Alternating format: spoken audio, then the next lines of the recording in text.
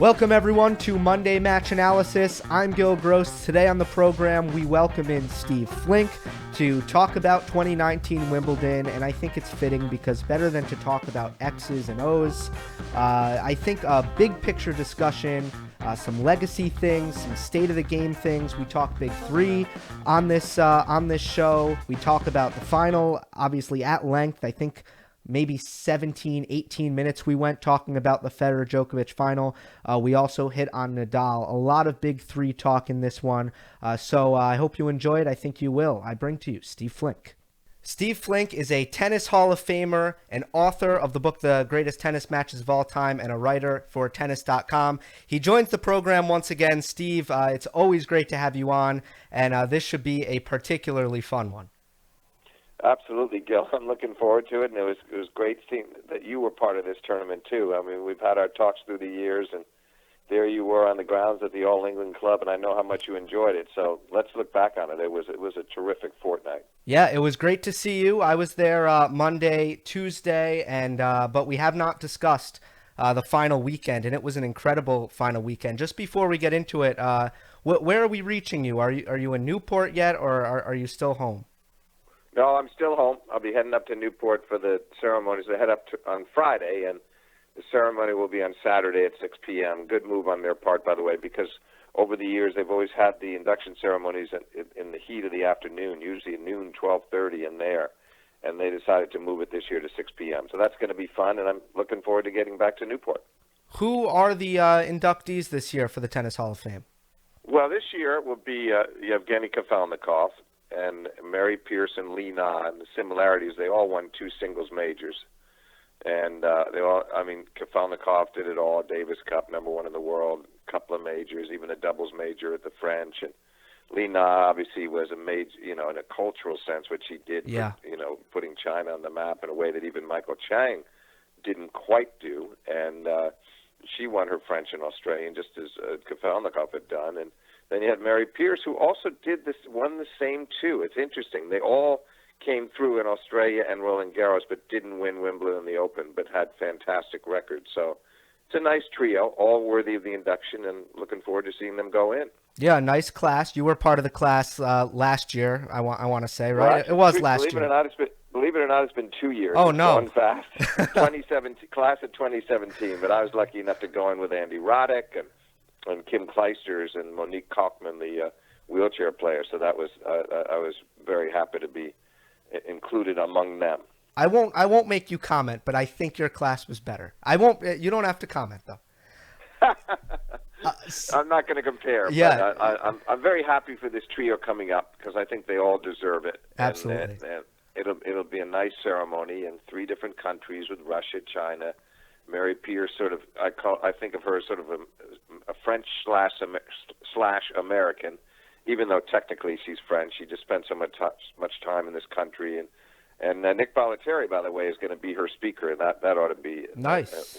That'll be worth the price of admission in itself. The character, Nick Bollettieri, head coach at the IMG Academy. He went in 2014, so Nick's a Hall of Famer. Yes. But I'm glad that she asked him, and it's nice that he'll be a part of this. A great documentary on Bollettieri, and I want to say Showtime. Anyway, no time to waste. Let's start with the final. Of course, I did read your piece up on tennis.com. To you, it is a top 10 match of all time. But beyond that, what do you feel is the legacy of Djokovic over Federer 13-12 in the 5th? Well, I think there's so much to it, Gil, and that obviously the first time we ever had the tiebreaker employed at 12-all. It never happened, amazingly, throughout the fortnight. Men's or women's singles, only in doubles matches. So the fact that we'd have the breakthrough in the final, in a way, I think that was a good thing, by the way, because imagine if this had been a semifinal and they went to 13-12 in the 5th, almost 5 hours. I suspect that Djokovic, if he'd had to go through that and then play Nadal or somebody else in the final, it really could have crippled him. And that's why, by the way, I still don't agree with them. I thought it was immensely exciting to watch, but I still feel they should do it at 6-all. Be that as it may, it led to a lot of drama, as you know, because if you look at the first half of the set, I mean, you look at 13-12 as basically two sets.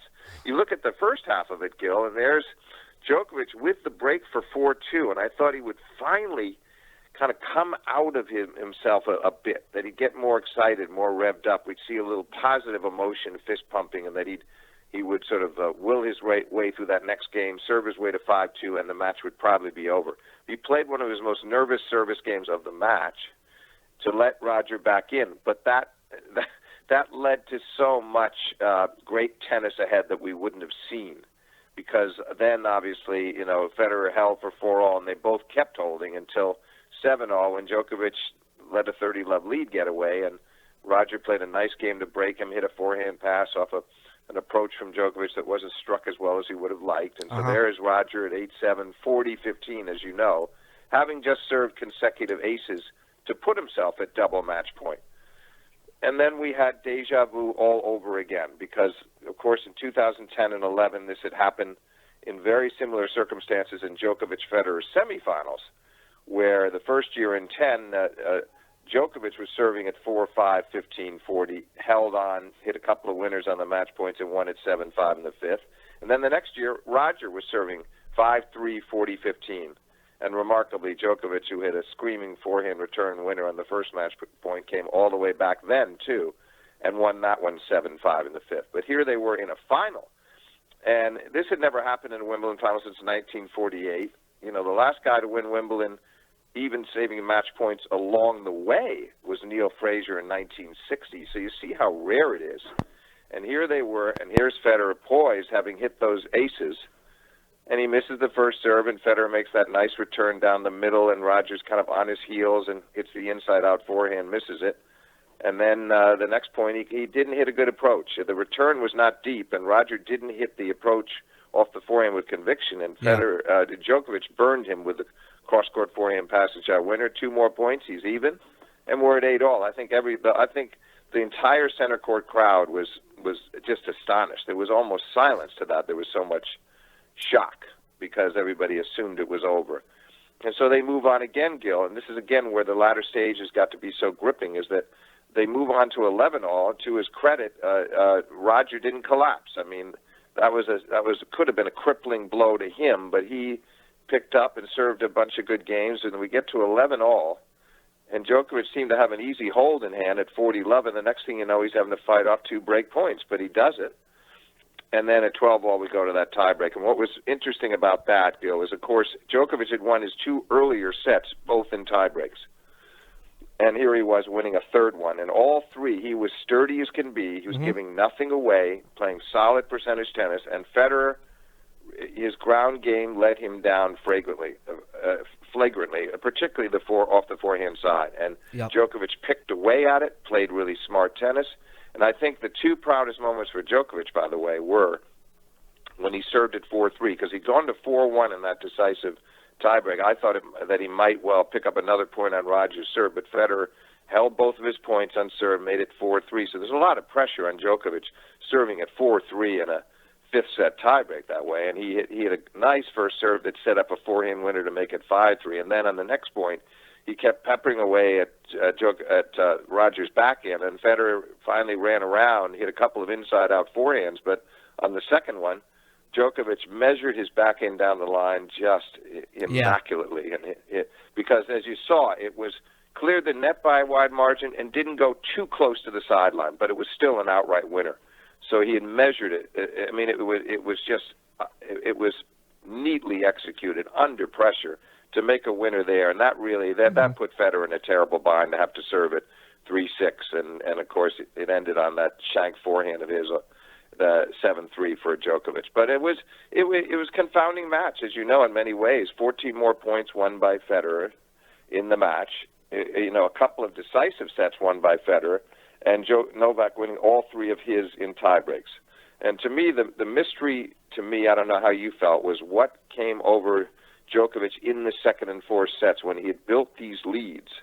Why he seemed to sort of almost start sleepwalking, especially in the second set where he lost his serve 3 times. It was baffling to me, and I think part of it related to what he said in the press conference after, which is that he he was determined to keep his cool. He knew this crowd was going to be on fire for Federer, that it was going to be the typical atmosphere in which he plays Federer, where they're just overwhelmingly on the Swiss player's side, and everybody experiences that. But I think he felt like he might provoke them or incite them if he showed any emotion.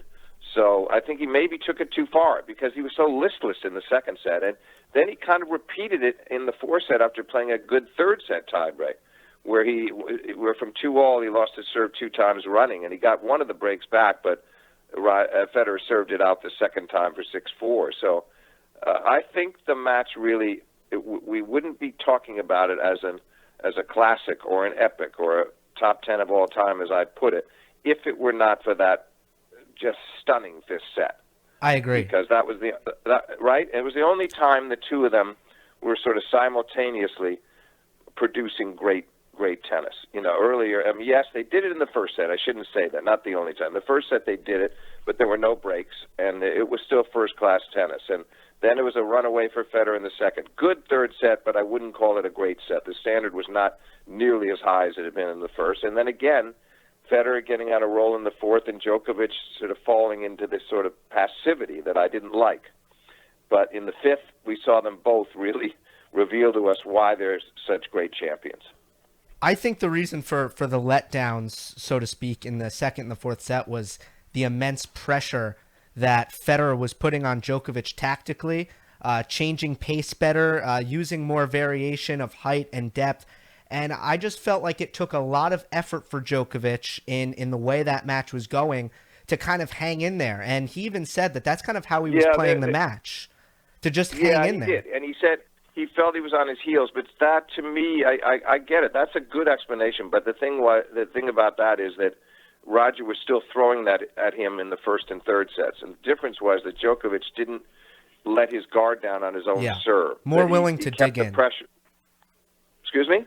More willing to dig in the first and third sets. Yeah, he dug in, and he was disciplined on his own serve. He wasn't getting really any chances to break until he broke Federer at the end of the fourth. That was the other fascinating part of this skirmish to me, Gill, is that Djokovic had one of his worst return of serve days ever in a big match. Agree. It got better from late in the fourth through the fifth. Better. But it was pretty abysmal for him up until then, because I'm not talking about, this was combined with some brilliant serving from Roger, and the first serve was so deadly in the deuce court where he was making it break short and wide, and Djokovic just could not get onto that serve, and even when he did make contact, he just was unable to make those flashy forehand returns that we've seen him execute so often in the past against Roger, where he reads the wide serve and jumps on it, like the famous match point in 2011. He wasn't able to make any of those, and so that I give full marks to Federer, because the first serve was so precise, and he moved it around beautifully in both boxes. But the second serve returns were inexplicable to me.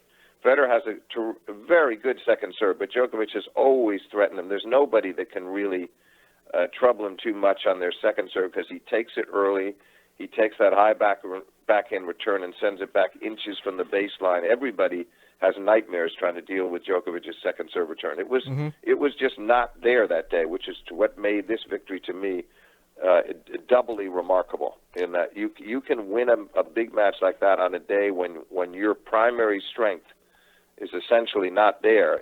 That took that, and maybe that's also, in addition to what you're saying, that's also what was going on in his mind. What was the cause for consternation within him was that he knew he just wasn't making the returns that would give him the confidence and provide the spark to get him going. Just was not happening. This match actually changed the way I think of Novak Djokovic, and just in the way it played out, and Federer winning the majority of the points and Djokovic needing 3 tiebreaks to come through. In the past, if someone asks me what's so great about Novak Djokovic, I'd probably talk about his return and his flexibility in movement and his consistency. But now, after a match like that, I think I'm a lot more likely to include in that his mental resilience and his nerve management. The fact that with 15,000 rooting against him in center court, he didn't have his best stuff, but when it really mattered in the end, in the pressure moments, he never wilted. Oh, absolutely. No, and I think, let's face it, that he had displayed those qualities that you're so For sure. rightly saluting in those 2010, 2011 semis against Federer at the U.S. Open. Is that, again, was with crowds that were overwhelmingly on Federer's side. And, to recover from double match point down in both of those, now do it for a third time. You're right. It was more glaring. It was even more noticeable to you this time and more significant because it was the Wimbledon final as opposed to a U.S. Open semifinal. That does make a big difference. But you know what? It was. I've always thought that day in, day out, match in, match out, that Nadal was mentally the toughest player I'd ever seen. But I've never seen anybody reach the scale of the heights that Djokovic has in these big pressure matches.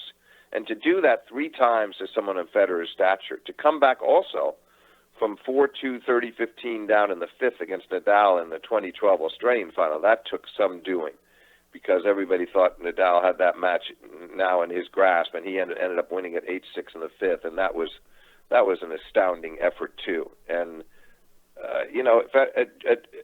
no, Djokovic can't really explain it. You've probably seen some of the interviews. It's something that you can't put your finger on why you're able to do something like that, but it just shows you that he's able to block out.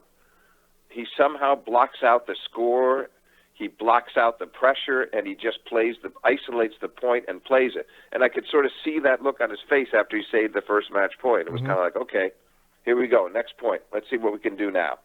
And there's been nobody in modern times, certainly. I'm sure that I think Tilden had a flair for the dramatic. Bill Tilden in the 20s for making spectacular comebacks.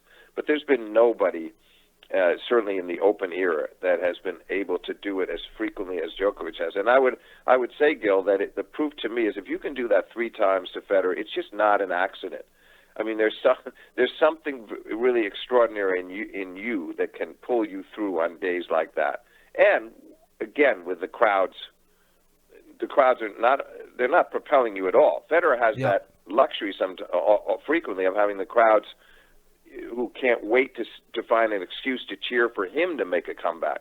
But Djokovic has got them, 99% of them cheering against him and for his popular opponent. So it was just an astounding effort. Unless he's hearing Djokovic when they're trying to chant Roger, but that's a separate discussion. I do want to mention... Well, yeah, I'm sure you heard him make that comment. Right. He pretends they're saying Novak, which I think is a very smart thing to do. You have to find some tricks within you, something like that, because otherwise it could get very, very depressing. And I thought that was wise on his part. He talked about all the visualization. He's a pretty unique character, Gill, and I think now that there's going to be a new appreciation of him from others that's similar to what you just cited. Let's shift gears to Roger Federer. I've kind of experienced firsthand with supporters of Federer even taking the lengths of messaging me on social media and asking for something positive to take away from this, which I was just shocked. I mean, it's a huge missed opportunity, but the Federer fan base was so desolate and shook by this loss. I almost think... Who were these people, Gill? Tell me a little bit more the circumstances of their communication with you. I mean, I got I got 2 DMs on Instagram, I got Twitter mentions, and then I also just saw people not speaking directly to me, but people just in general really broken down about this loss. But if I actually take a step back and think about it, I just want your opinion on this. You got to think about the Nadal win and how well Federer played in that final. And there's a lot more positives to come away from Wimbledon 2019 for Federer than negatives. Yeah, I'm sure he's going to try to look at it that way. He won't lose sight of the performance against Nadal, although I have to tell you that in my view, I don't know how he looks at it. He doesn't have to look at it that way. I did not think Nadal played anywhere near at the level he'd been in the previous 3 matches, and then Nadal was very disappointed in his own ground game, his inability to win the long rallies. Leave that aside.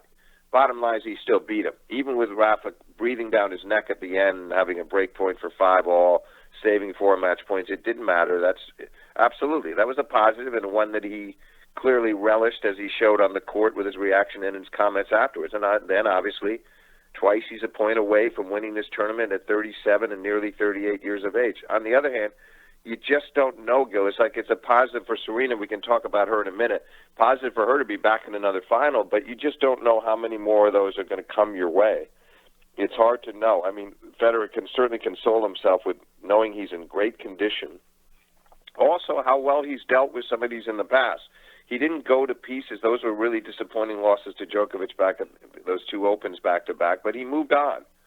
And I think he is very good at that. I think he's got a very cool, rational side, and I don't think that he'll stay down too long. He'll just be thinking about getting ready for the Open, and we'll see how he can do there. You know, I'm not sure that maybe it's hard for me to know what to expect from him there, because we haven't really we've seen some up and down Opens from him, including the loss to John Millman last year, which was a shocker in the round of 16. And, you know, he missed it in 16 because of the knee. And, you know, Del Potro beat him the year before when he was kind of hurting. He tends to be a bit beat up by that time of the season. So, again, that his next best chance, I believe, probably Wimbledon next year. But, you know, the older you get, you just can't count on anything. I think that your message is one that would resonate in his camp, though. I'll say that. To me, as long as Federer is third best, and by most accounts, unless you're talking about Wimbledon or maybe possibly a very fast Australia, but even that's questionable, Federer's probably third best right now. But as long as you're number 3 and you're maintaining that position, as long as you're beating everyone else and staying competitive against the other two, you have a chance at winning majors. And yeah, absolutely. Like, now, I don't think. Is, though, what do you think? Number 20, does he win another? Excuse me? I'm still thinking that he adds on to the 20 titles. Maybe one more. I don't know, but I think he gets another. I think it's going to be hard. I don't rule it out by any means, and but it has to fall into place. And what we don't know is someone like with the gumption of a Tsitsipas who did it in Australia. That was a great effort on his part, fending off 10 break points, never losing his serve, beating him in 4 sets, beating him in the clutch. There's going to be some of that. Maybe Zverev recovers his psyche again and starts playing the kind of tennis we know he can play. There are guys out there that could pick him off on given days. Not many, but there's some, and certainly on hard courts they can. He seems to have this knack for, obviously he's at his very best on grass, and so often he can really move through the draw very comfortably at Wimbledon without any long skirmishes. Nishikori had him down a set. Nadal took a set. He lost a set in the first round, but overall, he's in his element on the grass. And as you alluded to, the courts are faster in Australia, but that didn't stop Tsitsipas from beating him this year. He had 2 great Australians back-to-back before that, winning in 17 and 18. So he certainly would be a threat. The advantage he has there, Gill, is that they go back to Australia and everybody's kind of in the same boat after the off-season, and nobody's quite sure how well they're playing. And he seems to be able to come out of the gates quickly some of those years and really get his game going. And so, yeah, I mean, I wouldn't want to bet either way, to tell you the truth. I mean, but I do believe he will not be sitting around moping for long after this one. And in his mind, I would hope that he would also say to himself, Novak took that away from me. Novak is a great player. Yeah. Who else but Novak could do that to me? I mean, I think in a way that's what he's going to be saying. So it'll be fascinating to follow it. And, he's clearly played, Gil, get back to the encouraging part, much better overall this year than what we saw from him following the Australian of 18. If you look at the rest of 18, it was kind of a disappointing year. And, you had the loss to Kevin Anderson from match point up at Wimbledon in the quarters, and the Millman loss at the Open that carried on through the rest of the year. And then he starts off this year with a Tsitsipas loss. So there had been a downward trend, and he has clearly bounced back emphatically from that. Exactly. I mean, I think 2019, I think he's looked better than 2018. I don't think no doubt. Even though we got the major, I think we agree he's looked better. Let's see. I want to ask you about the slam count, because now it's multiples of 2. You got 16 for Djokovic, 18 for Nadal, 20 for Federer. when these guys are done, and right now that isn't even close, incredibly, how important is this race for them to finish with the most Grand Slams? Is that ultimately what's going to define who goes down as the greatest player of all time? Well, I think that, I tell you what, Gill, I think that it's changed so much. And then you go back to the days of Connors and McEnroe, the earlier parts of the Open era. Then it wasn't all revolving strictly around the slams. But since the Pete Sampras era, it has. That's really what's going to define you ultimately. Years at number one can help, which, by the way, Djokovic is going to start to pile up now. And I think this win is going to almost guarantee, as long as he just plays decently the rest of the year, even if he didn't win the Open, very good chance he finishes this year number one, because I don't think we can see Nadal or Federer playing enough or winning enough to stop that. So the years at number one matter, but yes, the crucial ingredient is the slams. So you say, where's it going to turn out? Boy, is that hard to call. I don't answer that. Personally, I don't answer that question. But I will say this. I think for Nadal and Federer, it might be about health. For Djokovic, maybe motivation more important than health. I agree with that. I totally agree with that, and I think he's very motivated. This could have been a really devastating loss for him, because especially if he'd lost it, it had played out, and he had the 4-2 lead in the fifth, and then he loses, and he keeps thinking about why did he not play that 4-2 game in the fifth with more intensity and commitment and resolution. If that could have happened, that might have really weighed on his mind. Instead, he gets the big lift, and instead of it being 21-15 Federer over him, it's 20-16. Rafa in between at 18, as you said. So I don't see that I don't see it changing. Yes, his kids are going to be growing up. His family's very important to him. But I think what we've seen, Gill, the big change in Djokovic over the last year is if you look at him in days gone by, it was kind of like every tournament was almost the same to him. And he tried to peak at the slams, but he was just as likely to win 1,000s, to win 500s, to pick up his points that way, and try to win the slams when he could. Now, it's almost entirely about the slams. I mean, look at him this year. He's won Australia, he's won Wimbledon, and his other title is a 1,000 on the clay. And some letdowns in other places, but that's partially because his mind is always on peaking for these, and I think that's going to stay that way. And I don't see the motivation waning, and I think he really meant it when he said he wasn't kidding when in the presentation when Federer mentioned his age and how he's inspired by Federer. He is, because he wants to believe that at 37 he can be as close to the top of his game as Roger is to his right now, and if that's the case, and if he's really able to stay up at that high a level, there's no way that he won't break 20. To me, the only thing that could stop it is another elbow type injury, something that physically sets him back. I mean, granted, we're going to see the Tsitsipas's and the Zverevs and other Jan Felix, Auger Aliassime. There's guys that are going to be coming along to challenge, but he's always going to be a very hard guy to beat with his game, because the standard is always so high, so consistent, gets so many balls. And look at what he did, Gill. The other thing that was remarkable in this match was, despite the return to serve problems, look how great he was in the rallies. Look how much he picked Roger apart in hard-fought exchanges from the backcourt. It was remarkable what he did in that. It didn't carry over into the rallies. It was strictly a return to serve problem on the day. I think I have a bit more questions, because I feel like he looked almost inhuman U.S. Open last year and Australian Open. And since then, he's just looked, to me, the best player in the world, but by slim enough margins where you can't, like, I don't really think, I just don't feel like he's a shoe-in anymore to be the favorite, or maybe to be the favorite, but to win the U.S. Open, for example. I mean, I'm going to have I want to see his draw, for example. Yeah, shoe-in is one thing. It'll depend. Listen, you have to remember that there's also been a lot going on, in the political world that you follow. Right. And he's had all these meetings. They were having 7-hour meetings on the eve of Wimbledon. There's been things. I think there'll come a point here where I'm not sure exactly what point he'll drop the presidency, but he will somewhere along the line here, because it drains you. Yeah. But I understand what you're saying in one sense, but I also thought his level was very high really through the fortnight.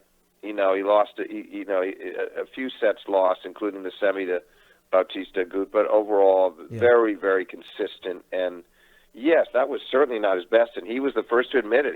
I know I could have played better, he says, but I think we could just as easily see some top of the line stuff from him on the hard courts at the Open, and especially if he can get something good out of Montreal and Cincinnati, win one of those titles, and come in, with his game clicking on all cylinders. I understand what you're getting at, but I think there's going to be we're going to see even better stuff from him ahead, and that's what a win like this can do for you. Absolutely. And the other thing, think about Paris.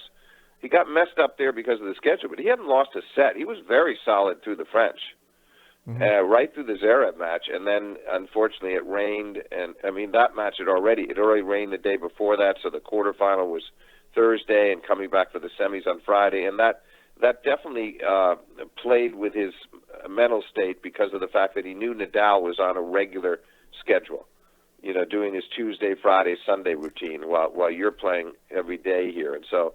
I feel like he was awfully good through most of that tournament too. Let's hit on. We'll see. And, but the motivation.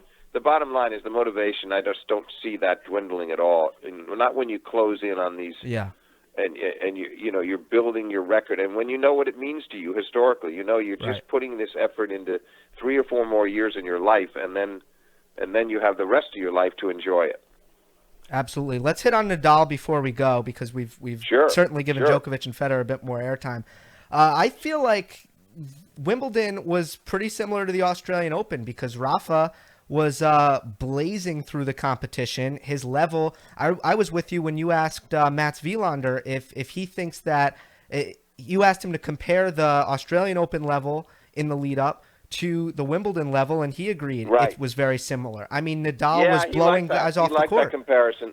But and he I was wasn't the pleased that same. He liked it because Mats is one of those guys that doesn't always agree with you. He's got very strong opinions. Yeah, we both were seeing that the same way. Yep. I think that your analogy is excellent, and that's to me was why I was so surprised. Not surprised by Roger coming out and playing great tennis, but surprised by Rafa not keeping up his end of the bargain. Because to me, if you looked at it, okay, the first set, fair enough. Neither guy could break, and it was well played. A bit like the first set of Djokovic and Federer. You couldn't really quarrel much with it. It was high standard.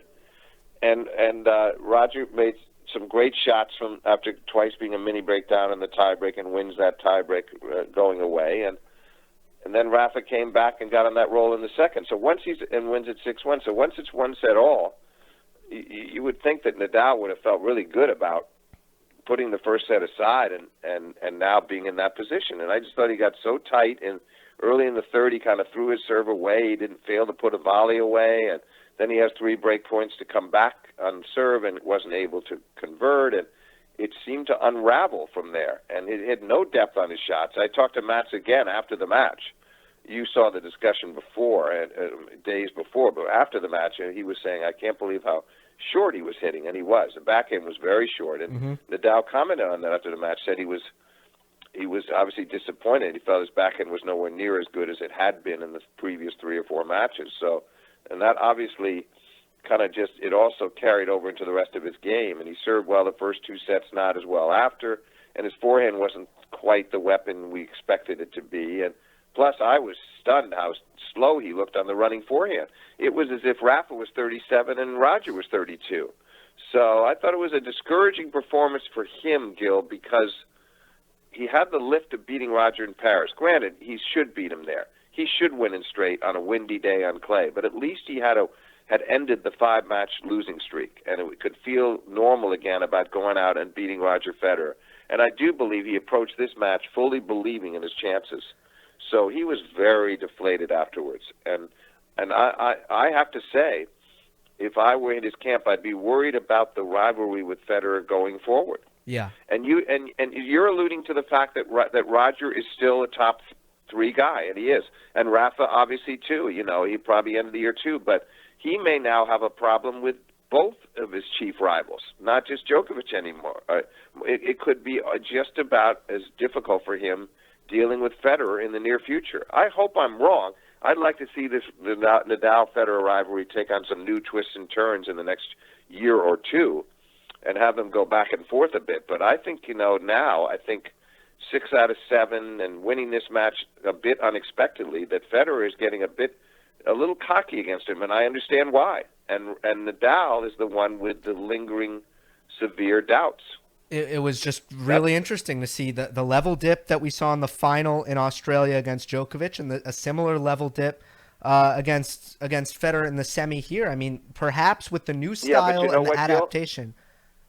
Yeah, but the thing is that the one in Australia, the difference is that Djokovic has always been a big problem for him when he's at the top of his game. Certainly. And that was his best match of the year. And when he's on like that, as Nadal said that day in Australia, he's very difficult. That's a nightmare of a matchup, because of so that's the only difference. But this time with Roger, grass or no grass, it's slow. It's playing slower this year. All the signs pointed to Nadal having a good chance, and most people were predicting him to win it. And I think in his mind he thought he was going to win it. So now I don't know where it goes from here, but I think he really needs to find.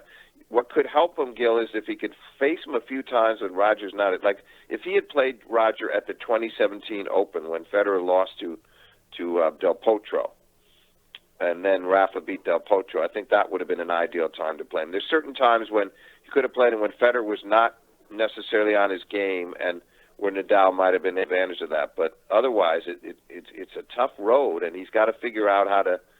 I don't even really think this time, by the way, that it was just we've talked about Roger's improved backhand and the difference that made in the 2017 Australian final when Federer came from 3-1 down in the fifth to win. I didn't think Federer's backhand that day was necessarily that great, but overall he was so comfortable from the baseline, and that's why he won the long rallies. And in turn, Nadal didn't seem to have that finishing shot. He didn't seem to be able to find a way with Roger totally on the run and defending to find that last shot that he could crack that we're so used to him hitting off his forehand, whether it's down the line or cross court, where he concludes the point with a winner. He just could not do that on the day, and it was very discouraging for him. The first strike tennis, to me, the new adaptation of his game, perhaps it hasn't been there when the pressure has been at the highest, in my opinion, except of course, what he was able to do on clay. Last one, we've went over time. Absolutely. No, yeah, that's a big exception. That's a big except because, in fact, it's really helped him the last couple of French Opens. I'd say even the last 3, because he hasn't had to be out there nearly as long, and he's been almost as aggressive on the clay as he has been elsewhere. And the first strike there, very effective. Frankly, I thought it was there really post Nick Kyrgios, and he played well enough against Nick, but then Tsonga, Sosa, Sam Querrey, those matches at Wimbledon, I just was very impressed with his form then, and I expected it to carry over more. And now I think he's definitely given Federer tremendous encouragement. I don't mean that cynically. I just mean Federer comes away from this match feeling like, I wanted to see what it was going to be like to play, and we hadn't played for almost a year and a half before Roland Garros, and how was I going to beat him there under those circumstances? But look at this, slower grass. Never mind, I win in 4 sets. Now, if Nadal had somehow managed to get back to 5-all, but that break point was distressing for him. He missed a really easy backhand, had control of the rally, sliced the backhand into the net eventually to lose the point, and was really chiding himself afterwards. So it was a rough day, and I think he and Moya have got to go back to the drawing board a little bit and try to figure this out. It's not going to be easy. So one last one, not a full-out U.S. Open prediction, just a little tease. I want to throw this at you. In the last 2 majors, the player, the member of the Big Three, who has been without the other one on their side of the draw, has went on to win. How important do you think that is? Because I think where we're at right now, I think it's impossible to predict the U.S. Open without really seeing the draw. Very good point, and there's a lot to be said for that, absolutely, because, Nadal and Federer played in Paris, and, that was different. That was a little different because Djokovic was on the other side, and it could have worked against him. But I think what happened there, by the way, was Yeah, he didn't end up having to play Djokovic number one, but even if he had, the fact that it was that easy a match with Roger and had been that windy might have changed the circumstances. But it does matter how the draw plays out and how long the semi goes and how much you're taking out of yourself. And then the third member being on his own can really benefit from, just conserving his emotional energy a little bit. That's important. I do think in Djokovic's case that he's fully capable of beating them both back to back. And the other thing we don't know, what we don't know, Gill, is which Nadal. We're kind of. I'm convinced, maybe more than you, that we'll see the best Djokovic at the Open, and that he'll be ready, and that he'll be peaking again. That's my view of it. Mm-hmm. I don't quite know what to expect from Nadal there. In part, I hope he's not breaking down again physically like he did a year ago, because he had to retire in mid-match against Del Potro, which was a shame, and that was all brought about by the Khachanov match, which took a lot out of him, and then the 7-6 and the 5th with Team. Those were killers. And I just don't know if his body's going to hold up well enough, and I sure hope it does. And then, again, with Roger, what we don't know is he's only going to play Cincinnati.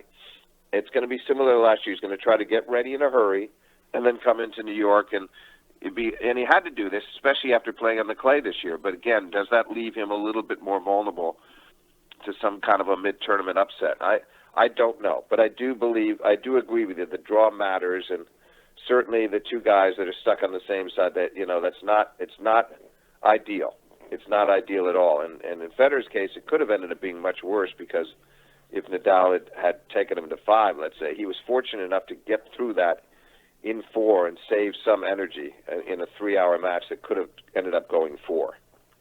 I asked that question incorrectly, but thank you for picking me up and giving me an answer anyway. But you're absolutely, I know what you're getting at, and it does matter. Yes, it does matter, but listen, these three are not going. I guess what I would say is this, Gill, to finish it off. I would be surprised.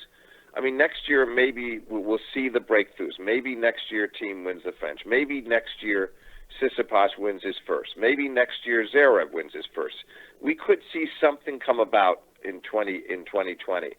But I would be very surprised if we didn't get Djokovic, Nadal, or Federer as the U.S. Open champion. That would surprise me this year.